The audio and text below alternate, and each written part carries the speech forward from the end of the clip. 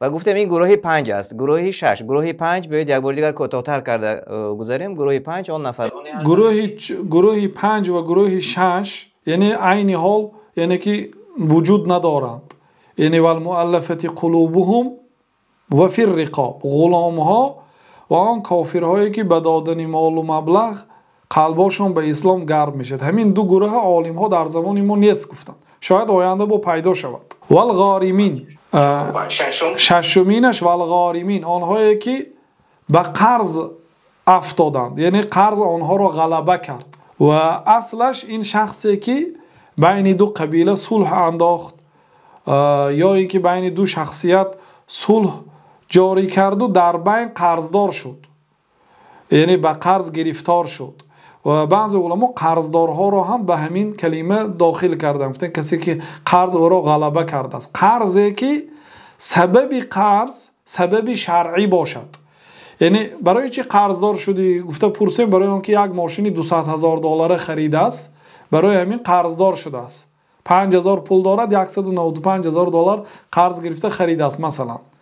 این آدم به نمیتیم زکات، برای اینکه قرضش در ضرورت نیست یا قرضش به سبب قمار باخت است و از قمار باختنش قرضدار شده است، نمیدهیم.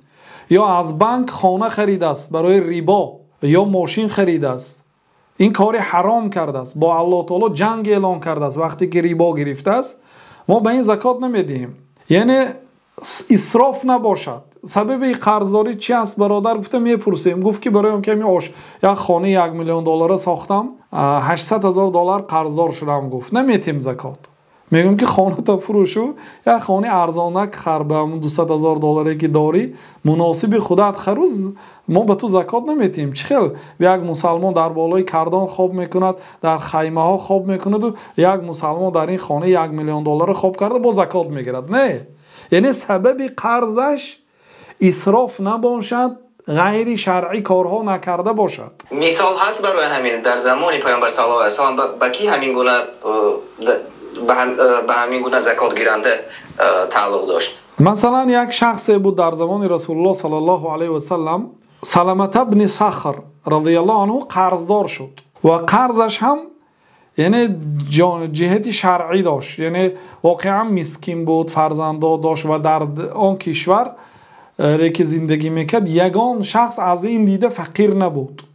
بعد پیامبر صلی الله علیه و سلم تمام قبیله بنی زریق را امر کردند که همه زکاتش را به یک نفر دهد، گفتند تا اینکه این از قرض برآید. گفتند و قرضش هم یعنی دادن مثلا کفاره بود،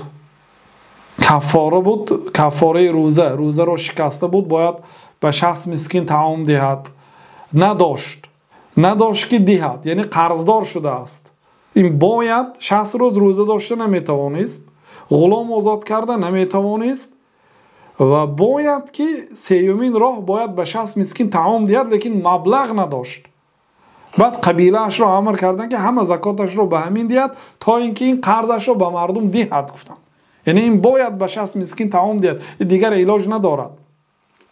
برای همین به یک نفر امر کردن که همه زکات خود را آورده دهد. این حدیث در مسند امام احمد است. این دلالت میکند که می شود که زکات یک کشور را به یک نفر دهیم اگر همین خیل تقاضا کند، یعنی واقعا حاجتمند باشد. یعنی که این والغارمین یعنی که قرضدارها قرضش گفتیم دیده می شود. اگر قرضش در اسراف نباشد، سبب قرضش مثلا یک آفت آمد و مثلا مال دیگرها هم در خانه این بود یا در مغازش بود، مال همه سوخت و در نتیجه این جواب به جوابگری کشیده شد، مثلا قرضدار شد به سبب آفتی که از جانب الله تعالی آمد، یعنی که عذری شرعی هست.